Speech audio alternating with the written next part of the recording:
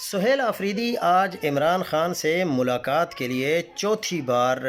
Adiala jail کے باہر تشریف لے آئے اور انہوں نے کہا کہ ان کا ارادہ آج بھی ملوانے کا نہیں ہے، لیکن کوئی بات نہیں، ہم چونکہ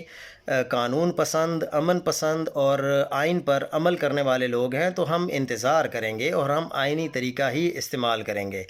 ان سے سوال کیا گیا کہ آپ کوئی نیا حربہ کیوں استعمال نہیں کرتے؟ علی امین گنڈا پور نے تو یہ سارے حربے استعمال کیے لیکن ان کو ملاقات کی اجازت نہیں ملی۔ تو سہیل آفریدی صاحب نے فرمایا کہ آپ کا کیا خیال ہے کہ نیا حربہ کیا ہونا چاہیے؟ آگے سے جواب ملا کہ احتجاج وغیرہ کی طرف آپ جائیں، تو انہوں نے کہا یہی احتجاج ہے کہ میں یہاں آتا ہوں، یہ نہیں ملواتے اور ہم چلے جاتے ہیں، اور ہم دیواریں توڑنے والے نہیں ہیں، کیونکہ